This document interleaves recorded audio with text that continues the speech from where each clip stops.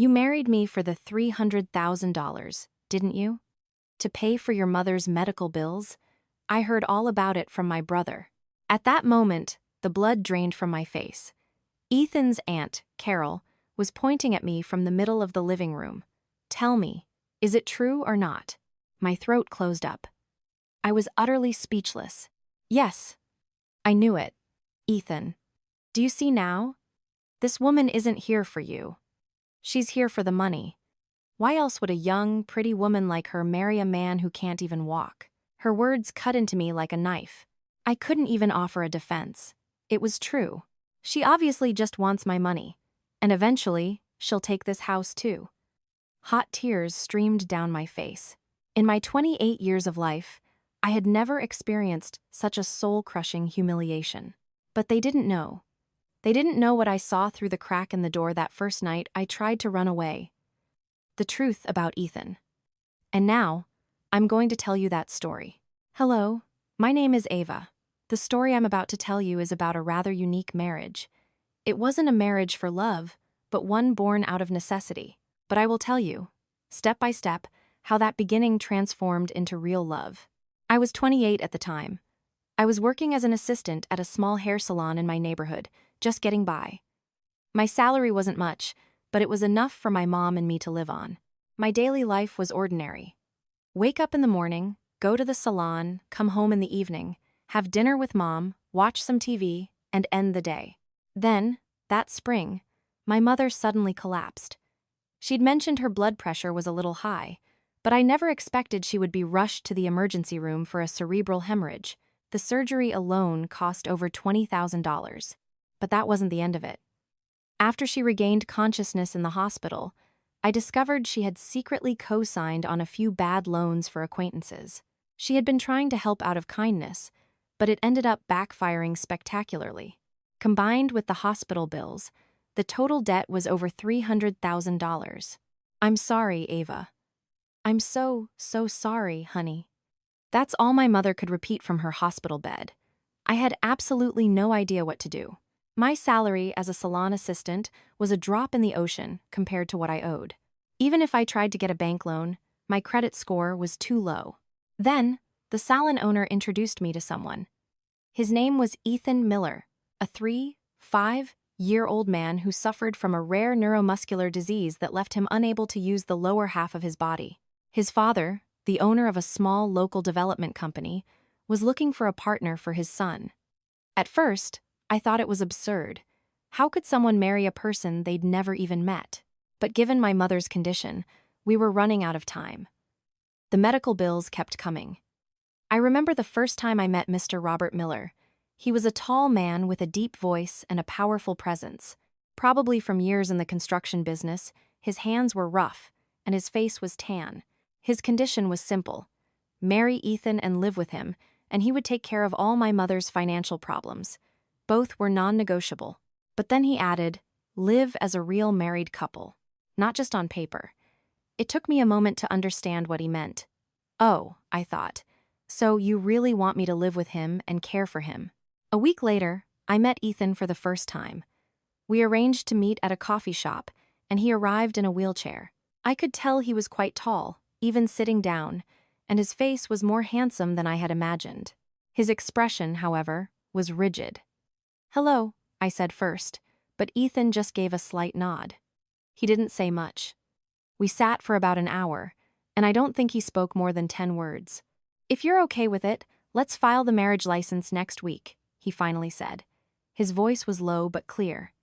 I just told him to go ahead. There was really no other choice. The wedding ceremony was incredibly quiet. We didn't even have enough people to be considered guests. Ethan's father and aunt came, and from my side, the salon owner and a couple of others. My mother was still in the hospital, so she couldn't attend. Ethan remained in his wheelchair throughout the ceremony. He didn't meet my eyes and kept a stoic expression the entire time. When his father walked him in, when he put the ring on my finger, when we read our vows, it seemed he was just going through the motions. After the ceremony, I went to Ethan's house. It was an old, 2-story craftsman-style house on the outskirts of the city. When I opened the front door and stepped inside, the yard was overgrown with weeds, and the paint on the exterior walls was peeling. The inside wasn't much better. The wallpaper was peeling in places, and the hardwood floors creaked under my feet. "You can use this room," Ethan said, pointing to a small room on the second floor. Then he went straight to his own room. He suggested we each handle our own meals. "Make yourself at home," were the first words Ethan said to me as he passed by. His voice was devoid of emotion. That night, lying under the covers in a strange room, I couldn't sleep. I just stared at the ceiling and thought, is this really my life? At 28, married to a man I'd never met, without love, and having to do it all without a word. I looked at the clock and saw it was 3 a.m. That's when I made up my mind. I had to leave. We weren't a real couple anyway, and I felt bad for Ethan, but I didn't think I could live like this anymore. I decided I would find another way to pay my mother's debt. I quietly got up and packed a few clothes into a bag. I didn't have much to take. I picked up my shoes and walked barefoot down the hallway. Thankfully, I was careful enough not to make the floorboards creak. I was almost at the front door when I heard a strange sound coming from Ethan's room. It sounded like a faint groan. I stopped, worried that he might be in pain. I peeked through the crack in Ethan's door to see if it was an emergency. But in that moment, my feet felt glued to the floor. Ethan was on the floor, on his stomach, using both hands to push himself up. His legs were almost powerless, so he could only use his arms to do push-ups. Through the crack in the door, I could clearly see the beads of sweat on his forehead and his gritted teeth. 1, 2, 3, he counted continuously in a small voice. I saw his breathing get faster with each repetition, but he didn't give up. Even after he did 10, then 20, he just kept going with his silent workout, not even wiping away the sweat that was streaming down his face. My heart ached. So, this is how he takes care of himself. He was silently fighting with himself in the early hours of the morning, without anyone knowing. Seeing that, something clicked inside me. All this time, what had I thought of Ethan? A pitiful person, someone who needed help, or a burden I had no choice but to live with. But in that moment, I knew Ethan wasn't like that at all. In fact, he was much stronger than me. His body might be weak, but his spirit was stronger than anyone's. He was someone who never gave up, who battled himself every single day. I stood at the door for a while before quietly returning to my room. I took the clothes out of my bag and neatly put them back in the closet. Then, lying back under the covers, I thought, had I been too quick to judge? Had I rushed to conclusions about this person, about this situation, based only on appearances? After that night, my heart began to change, little by little, and so did the way I saw Ethan. Of course, I didn't know then what that small change would lead to. Anyway, that's why I stayed in that house. I think that early morning, when I was running away and stopped, was the beginning of everything. The next morning, our awkward life together began. Ethan woke up at 6 a.m. I was awakened by the sound of his wheelchair rolling across the floor. I heard him go into the bathroom, wash up, and do something in the kitchen. But he didn't say a word to me. Around 7 a.m., I went down to the kitchen. Ethan had already finished his breakfast and was sitting in his wheelchair, reading the newspaper. A plate and a fork were neatly arranged on the table. "Oh, good morning," I said. But Ethan didn't look up from his paper and just gave a slight nod. Then he turned his wheelchair around and went into his room. I opened the fridge and saw a few eggs, milk, and some bread. I ate a simple breakfast. I never thought eating alone could be so awkward. I could hear everything, from the clinking of my fork to the sound of me drinking water. The first week was really hard. It felt like there was an invisible line drawn between Ethan and me. We would greet each other but never talk, and even if we were in the same room, we were separate. Ethan usually spent the mornings in his room. He seemed to be doing some kind of work on his computer. I could hear his keyboard tapping constantly. We ate lunch separately, and in the afternoon, he would come out to the kitchen and read a book or watch TV. If I tried to do the dishes or laundry, Ethan would leave. It was as if he didn't want to be caught worrying about what I was doing. I once asked him, "If you have any laundry, I can do it." Ethan shook his head and said, "It's fine, I do my own." His voice wasn't cold, but it was firm. I could feel his determination to keep his distance. But after a few days, I started noticing strange things. After I did the dishes, the dish towel was always neatly folded. When I came home after doing the laundry, the clothespins were always clipped tightly to prevent them from blowing away in the wind. At first, I thought it was a coincidence, but it kept happening. Ethan was quietly cleaning up after me without my knowledge. One day, I caught a cold. I had a slight fever and a sore throat. So, I stayed in bed all day.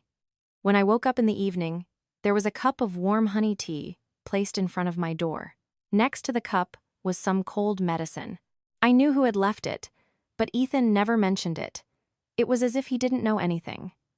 As these small things accumulated, my feelings gradually changed. I wanted to reciprocate Ethan's kindness, so I started showing him small, quiet gestures of care. I made side dishes he liked and put them in the fridge. I didn't say anything to him.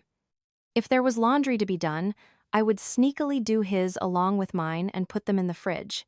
At first, I was worried about how Ethan would react. I wondered if he would dislike it, but thankfully, he didn't refuse. In fact, he even washed the dishes after eating the food I made. About a month passed like this. We still didn't talk much, but we were slowly getting used to each other. Then one day, an incident occurred that showed me Ethan's true character. That afternoon, it suddenly started pouring rain. I had gone out without an umbrella and came home soaking wet. As I was shaking off my clothes in the hallway, I heard a strange noise from the living room. It sounded like something heavy had fallen. Then I heard Ethan's small groan. I rushed into the living room and found him collapsed on the floor. The wheelchair had been pushed to the side, and he was trying to get up, pushing himself up with his hands.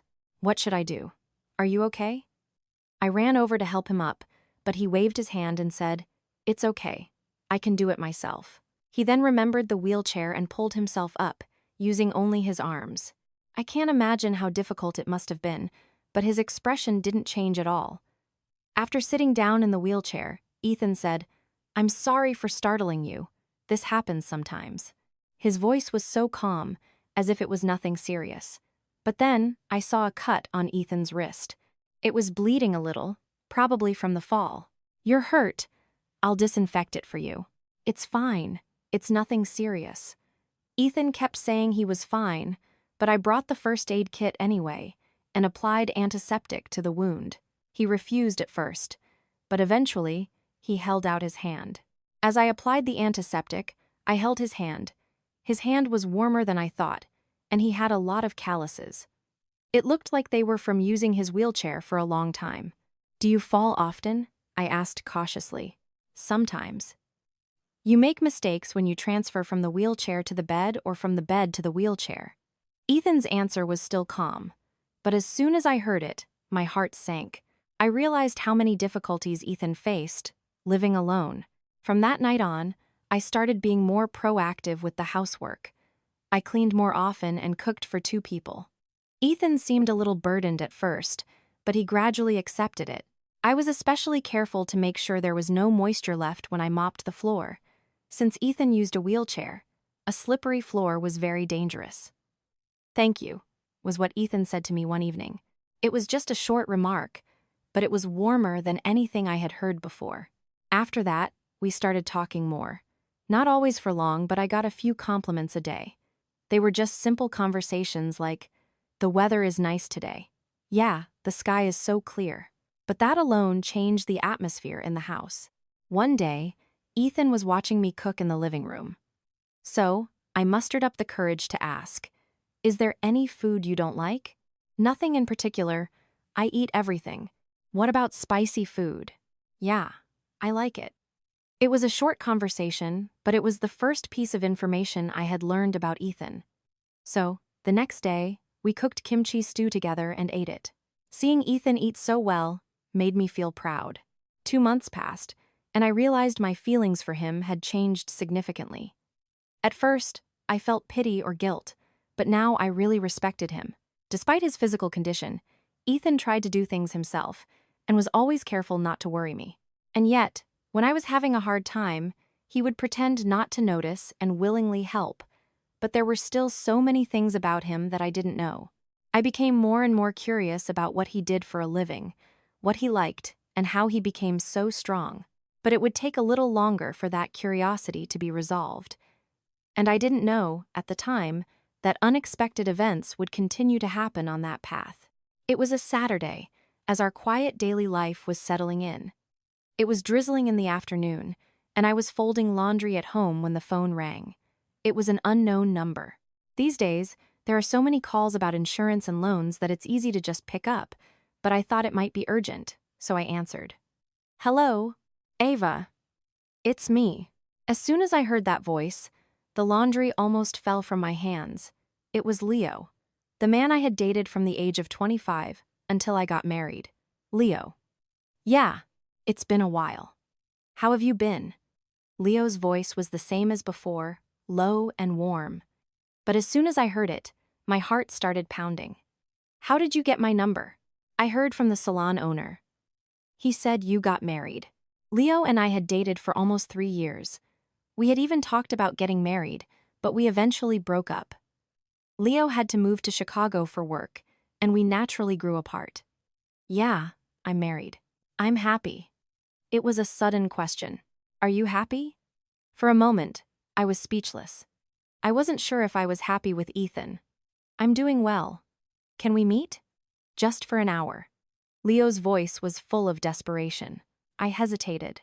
I didn't know what he wanted from us, and I felt guilty towards Ethan. "Why did you suddenly come back to me?" "I recently changed jobs." Leo kept trying to persuade me, asking how I was doing. He suggested we just have coffee. "Let's talk about old times." My heart wavered without me realizing it. In the end, we agreed to meet for an hour. At a nearby coffee shop, I told Ethan I was going to meet a friend. I wasn't lying, but I wasn't telling him everything either. Ethan nodded and told me to be careful. On the way to the coffee shop, my mind was a mess. I was nervous to see Leo. It had been 3 years since I last saw him. When I arrived at the coffee shop, Leo was already there. I sat in my own booth, looking out the window, and he looked a little more mature than before. He was wearing a suit, and his hair was neatly trimmed. "Ava," Leo said, looking at me. Then he stood up and smiled brightly. His smile was just as I remembered. "You've gotten much prettier. It's great to be married." Those were Leo's first words. I gave a small, awkward laugh and sat down. "You've changed too. You look more mature." I had a tough time in Chicago. But now that I'm back in Portland, I'm so happy. Leo ordered coffee, and the conversation flowed naturally. He told me about his life in Chicago and his new job.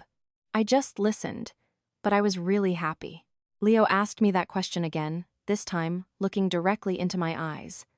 "Why are you asking me that?" "I'm just curious. What kind of person is your husband?" I didn't know how to explain Ethan. I couldn't say that I didn't marry him for love, but I also couldn't say that I was happy. He's a good person. He's kind, and that was it. "Do you love him?" Leo's questions were getting sharper. I found it hard to answer. "Leo, why are you asking me this?" "I'll be honest. I still haven't forgotten you." Leo suddenly confessed. I was startled. "What are you talking about? I told you I'm married." "I know, but I can't help it. When I was in Chicago, I was always thinking about myself. That's why I came back to Portland." Leo's voice became serious. I didn't know how to react. "I'm sorry, but don't say that. I'm married." "Did you really marry him because you love him, or was there another reason?" Leo's words were like a sharp stab, as if he had seen right through me. I was speechless. "Ava, I can see I'm not happy. You can tell by my expression. Don't say that. You don't know what my life is like. Are you really happy? Look me in the eye and tell me." Leo tried to take my hand. I quickly pulled my hand away. "Leo, stop it. Ava, let's start over. I just moved to a good company. We can be happy like we were before." Leo's offer made my heart flutter for a moment. I remembered the times we had together before. The days we laughed and dated. The days we planned our future together. "I really don't know." "Then give me some time. Think about it." "I can wait."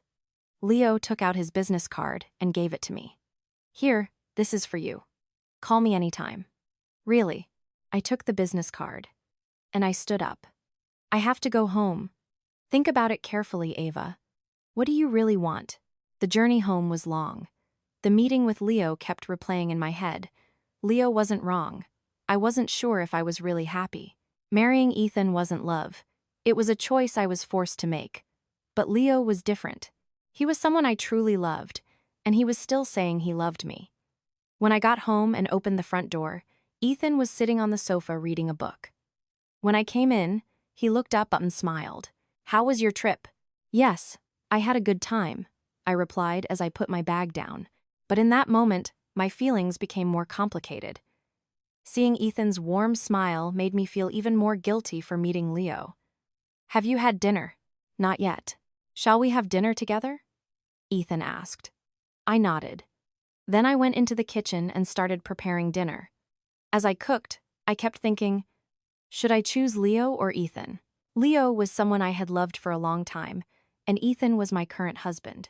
While we ate, I chatted with Ethan as usual, but I couldn't stop thinking about Leo.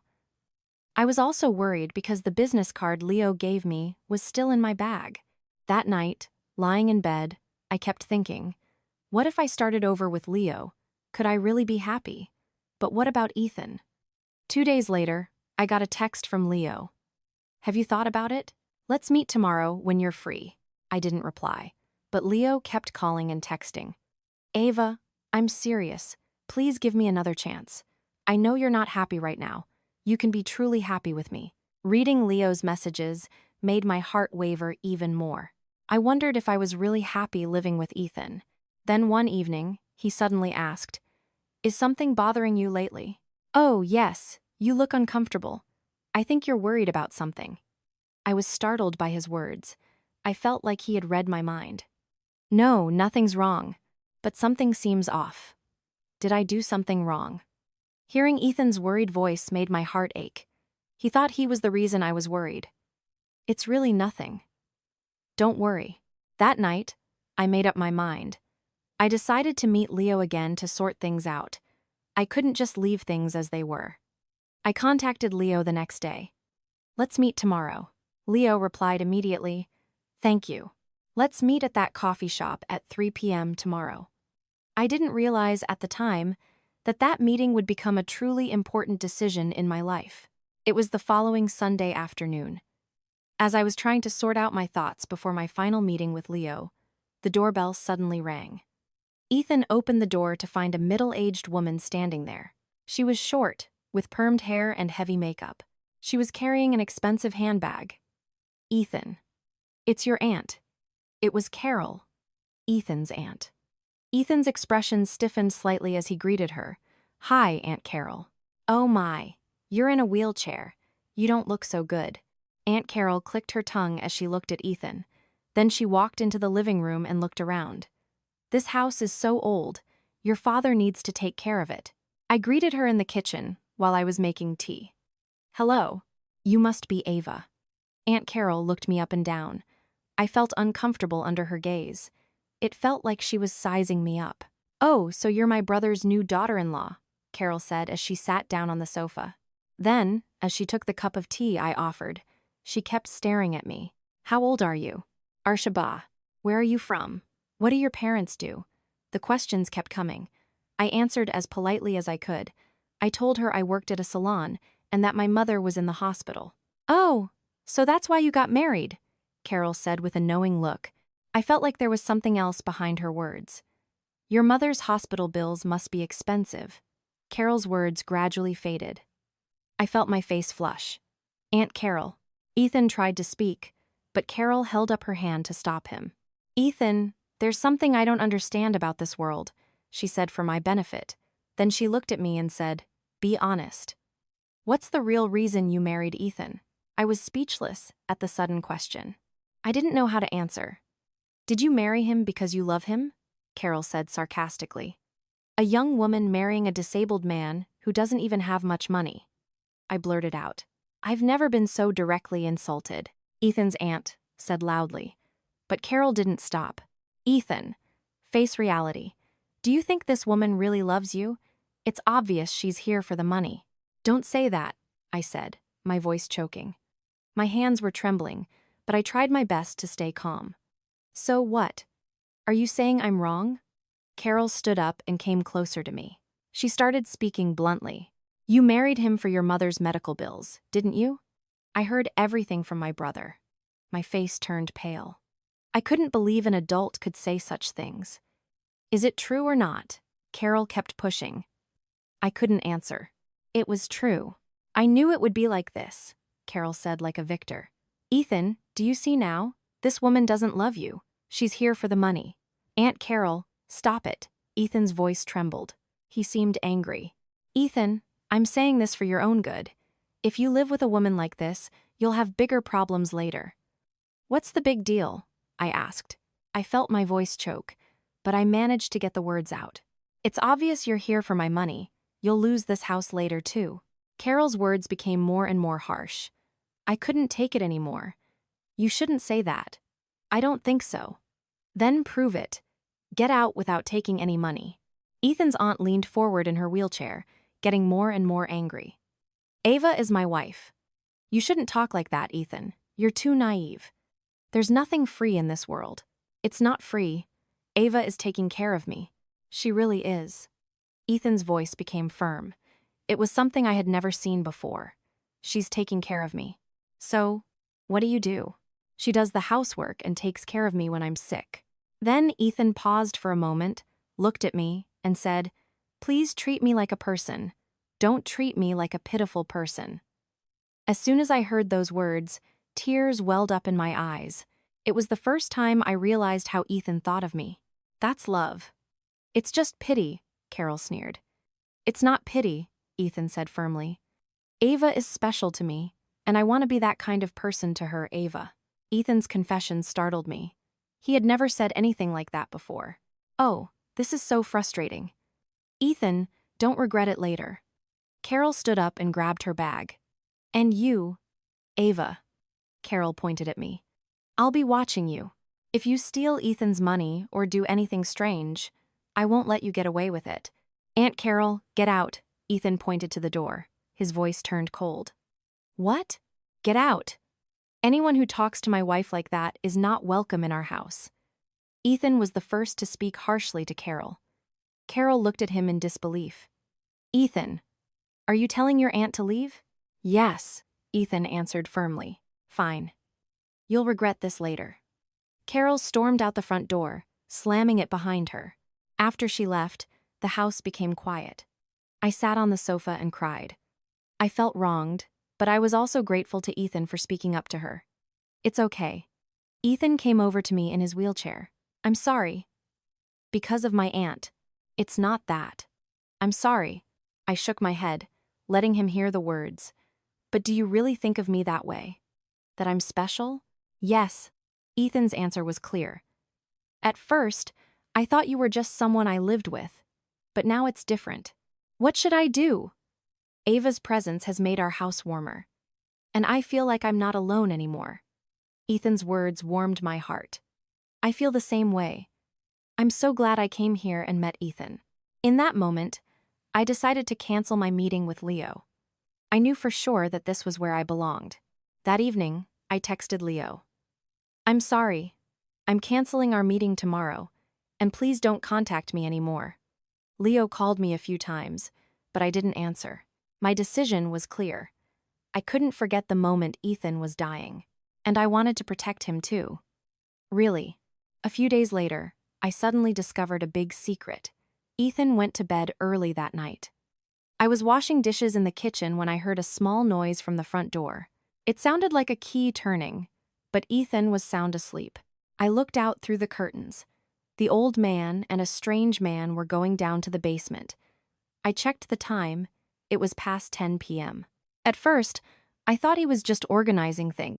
There was a lot of old stuff in the basement. But then, I heard strange voices. I quietly approached the basement door. The door was slightly ajar, so I could hear the conversation. How much do you think this house is worth? It was the voice of a strange man. At the current market price, about $400,000. The land value has also gone up, and the old man's answer was, then, after paying off the debt, we'll have a little left over. That's right. I can sell this house to pay off the debt first, and then I'll get Ethan a small room.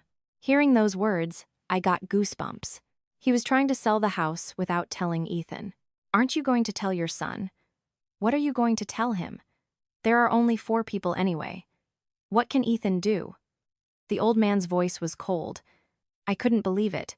But what about your daughter-in-law? She's here for the money, and when the house is gone, she'll leave. My heart pounded. I double-checked if everyone knew I was here for the money. When are you getting the papers ready? Next week. We have to do it quickly, before Ethan finds out. Okay. I'll be in touch. Their footsteps were getting closer. I quickly went back to the kitchen and pretended to drink water. I heard the old man and the strange man go out the front door. I sat there for a while, my mind racing. I agonized over whether to tell Ethan or not, but I quickly came to a conclusion. It was something he needed to know. The next morning, I cautiously told him, "Last night, your father was in the basement with someone." "Yes?" "He must have been taking care of something," Ethan replied as if it was nothing. But I overheard their conversation, and they mentioned selling the house. As soon as I said that, Ethan's expression hardened. Selling the house? Yes. That man seemed to be a real estate agent. Ethan was silent for a long time. Then he went into his room in his wheelchair. An hour later, he came out with an envelope. "It's a copy of the property deed." "I need to check." Ethan's voice was heavy. That evening, when Mr. Miller came, Ethan asked him directly, "Are you going to buy my father's house?" Mr. Miller seemed flustered. "Why are you suddenly talking about this?" "I overheard their conversation in the basement last night." "What did you hear?" "He said he was going to sell the house, pay off my father's debt, and send me to live in a monthly rental." Ethan's voice trembled. He seemed angry. "It's because the elders can't talk to each other. This house was left to me by my mother. This is where I have to live." "Ethan, I can't help it. I'm in a lot of debt. That's my father's debt. Why do I have to lose my house too?" It was the first time I had seen Ethan speak so directly to his father. "It's hard to live alone anyway.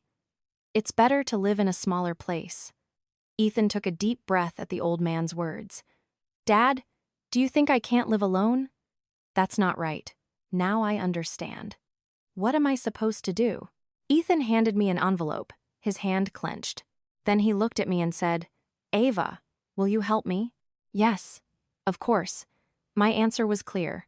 I was determined to side with Ethan. That night, Ethan and I talked late, discussing what we should do and what we needed to prepare. There must be a legal way to stop him. "Yes, I'll look into it." I saw a determination in Ethan's eyes that I had never seen before. He was determined not to accept his father's injustice anymore. I felt the same way. I was determined to solve this problem with Ethan. This house was a precious space that he had to protect. Over the next week, Ethan and I were incredibly busy.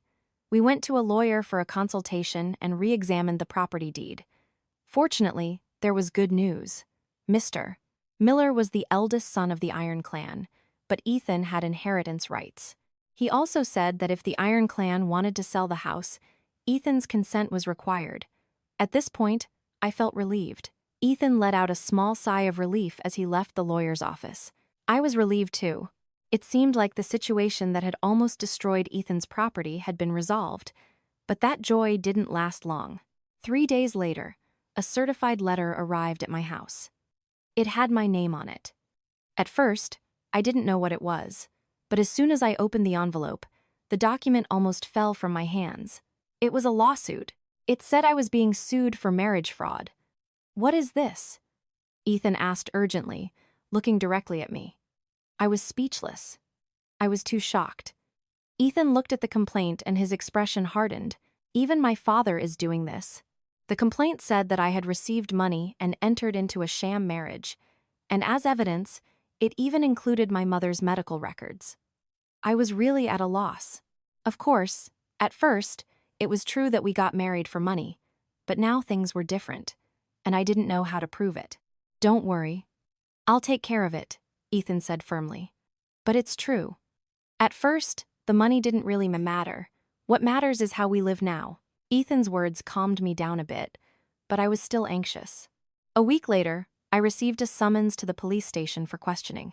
I was really nervous that morning. I had never been to a police station before and didn't know what kind of questions they would ask. "Are you going alone?" Ethan asked worriedly. "Yes, it's fine." "No, I'm going with you. But it's difficult to get around in a wheelchair, so it's fine. I can't let Ava go alone." I was grateful for Ethan's words, but I also felt sorry.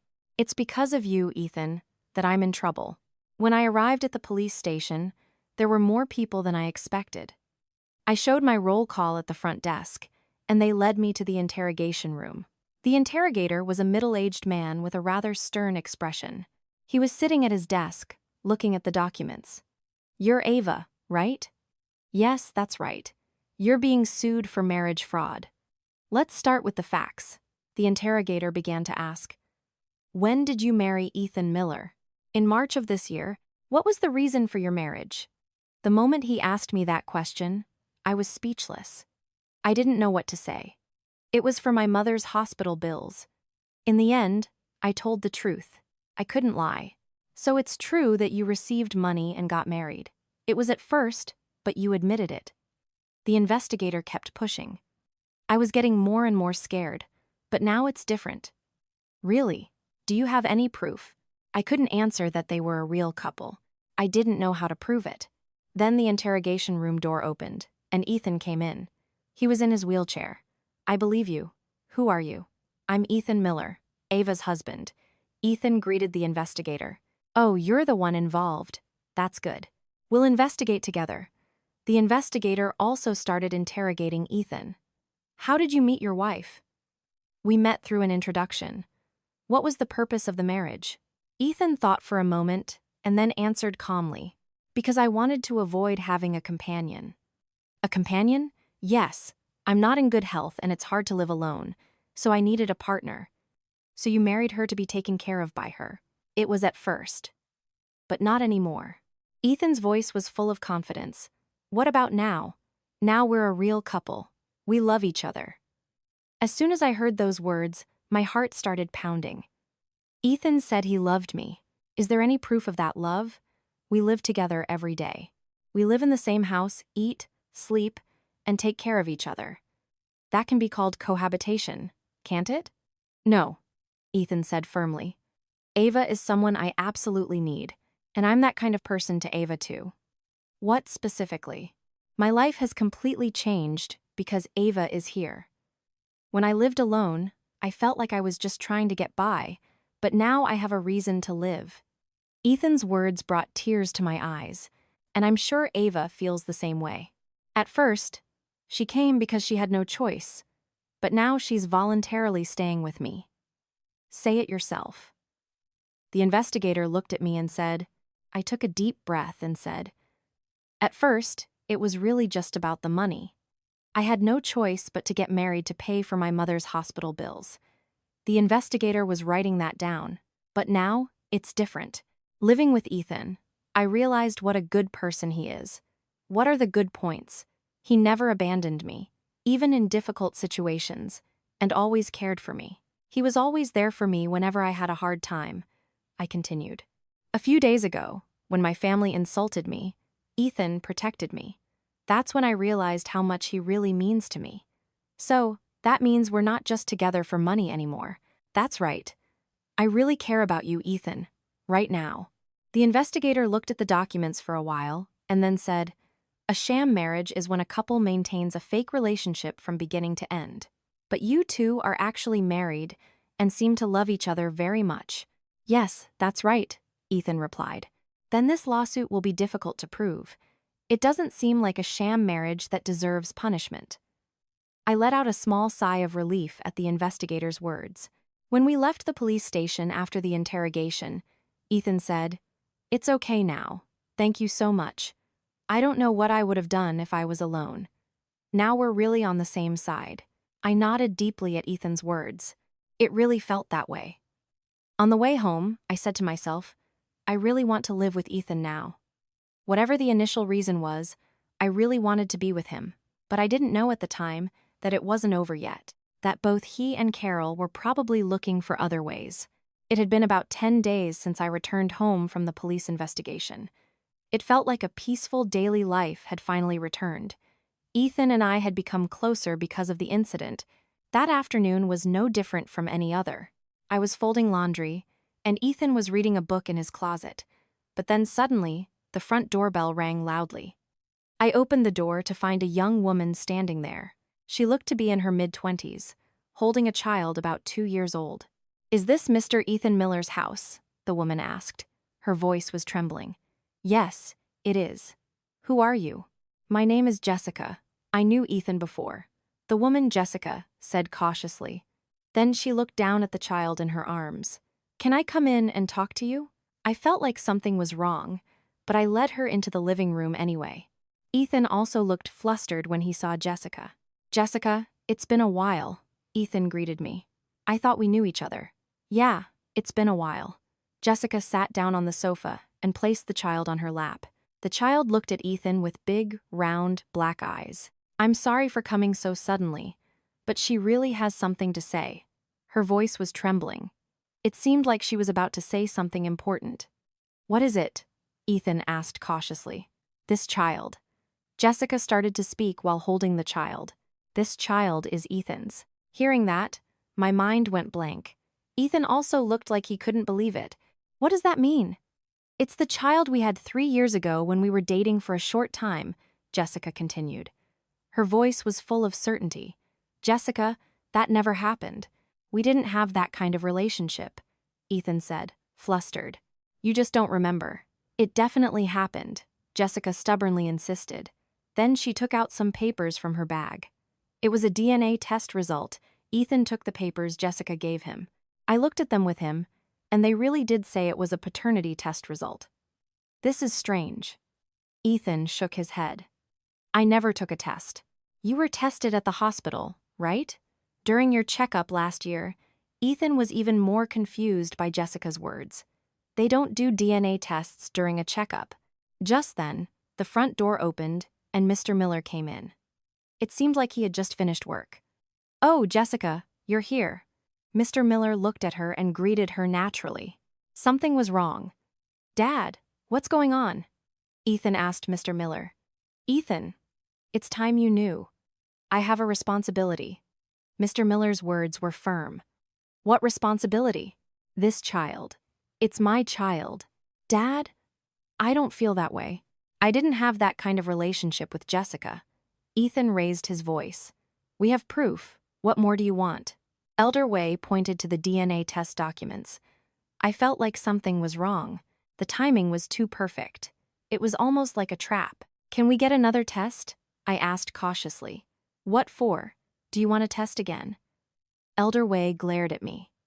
"To be more accurate. The results are already out. What more do you want?"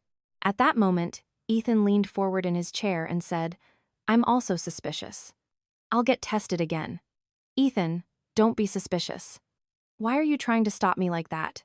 It seemed like Elder Way's words were only for Ethan's question. I looked at Jessica more closely. She seemed nervous. She kept glancing at the old man, watching him closely. "Jessica, are you sure this is Ethan's child?" I asked her directly. "Yes, that's right." Jessica's answer was not confident. "Then tell me specifically when and where it happened." Jessica couldn't say anything. I kept looking at the old man. Just then, Ethan suddenly went into his room. It seemed like he was bringing something. 10 minutes later, he came out with an envelope. "Look at this." Ethan took the documents out of the envelope. The DNA test results are the same, but different. This is the real result. Ethan's papers said that he was not his son. "What is this?" Elder Chalgo asked, his face flustered. "This is the test result I personally received. The results Jessica brought are fake." Jessica's face turned pale when she heard Ethan's words. "Ethan, I'm really Jessica." "Who ordered you to do this?" Ethan asked quietly. "No one ordered me." Jessica shook her head, but her voice was trembling.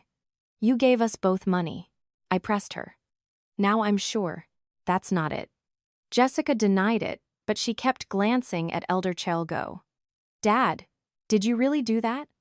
Ethan asked, looking directly at the old man. Ethan." I was hoping for the best for you, and the old man finally admitted it. How could you do that? Ethan's voice trembled. It was a mixture of anger and disappointment. Ethan, that woman is ruining me. Your aunt was right. Dad, you really don't know. Ethan took a deep breath. Ava isn't the one who's ruining me. She's the one who's keeping me alive. Ethan, stop it. I can't stand your manipulation anymore. Hearing Ethan's words, the old man finally stopped talking. Jessica stood up, holding the baby. I'm sorry. I'm really sorry. Then she hurried away. The elders also left without a word. They never came back after that day. When it was just Ethan and me, I said to him, you must have had a hard time. It's okay. Now it's really over. Ethan took my hand. Ava, will you really stay with me, even if something like this happens? Of course. I trust you. Ethan smiled angrily for the first time at my answer. That night, we talked about a new beginning. It felt like no one could bother us anymore, but a new beginning was really waiting in another place. About a month after that incident, Ethan told me something important. Ava, I'm thinking of leaving this house. I was shocked by his sudden words. Why? Everything is settled now.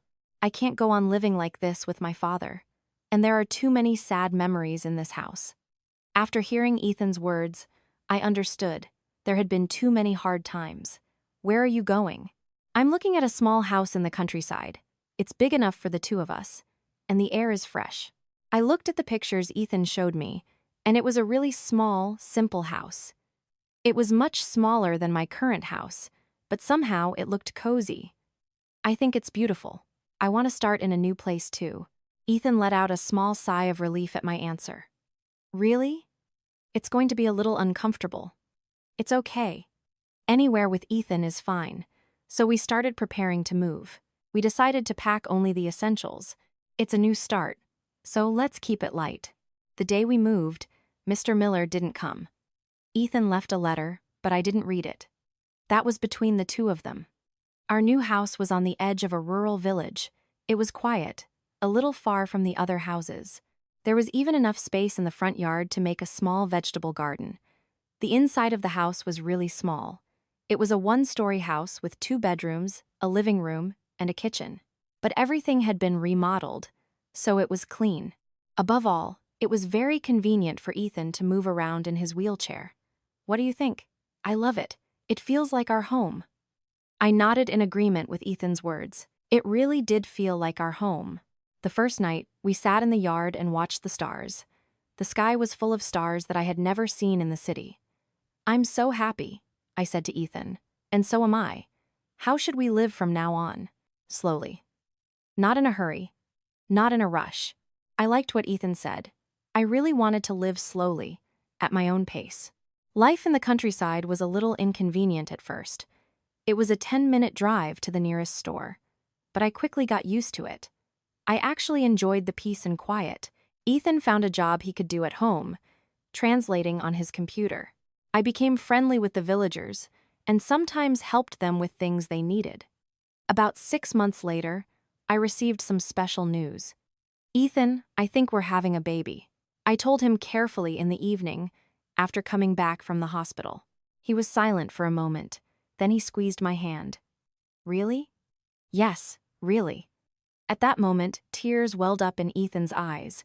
They were tears of happiness. Thank you, Ava. Thank you so much. I'm so happy too. Our family is getting bigger. From that day on, Ethan took even better care of me. He never let me lift heavy things and always told me to exercise.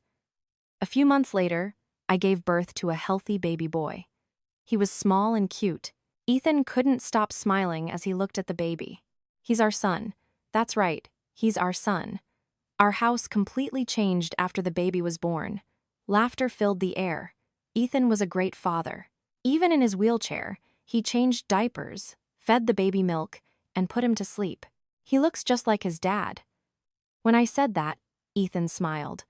It would be better if he looked like his mom. Why? Because he's prettier. Ethan's words made my face turn red. My son just turned 1 and started walking. I was hanging laundry in the yard when I saw him running towards Ethan. Daddy. Seeing his smile as he hugged Ethan's arms made my heart warm. I thought, what a happy family. That evening, after putting the baby to sleep, I talked to Ethan. Do you ever regret marrying me? Not once. What about Ava? Me neither. Meeting Ethan was the best thing I've ever done in my life. I feel the same way. Ethan took my hand and said, at first, I thought we were just living together, but now we really can't be without each other. I feel the same way. Then, I heard a small cry from the baby's room. We got up together and went to him. The baby quickly fell back asleep. We're happy. Yes, I'm really happy. At this point, I can say for sure that I made the right choice. It was a marriage that started out of necessity, but now we've become a family that truly loves each other. There were difficult times, but I felt like we could get through anything together. Ethan and the baby. This small family means so much to me. We don't have a lot of money, and we don't live in a big house, but I'm confident that our love and care for each other is greater than anyone else's. Today, I choose Ethan. Tomorrow, and the day after, I will continue to choose him. And I believe that Ethan will choose me too. This is the story I wanted to tell you. That small beginnings can lead to great happiness. True love doesn't start from the ground up, but from the heart. Love sometimes comes from unexpected places. Even if you meet in difficult circumstances like Ethan, with good intentions, if you truly care for and cherish each other, it can become true love. If you're going through a tough time, don't give up, because small connections can lead to great happiness. Remember, true love doesn't come from conditions, but from the heart. If today's video brought you even a little comfort, please press the like button. Please share your story in the comments. I'll be back with more good stories next time. Thank you.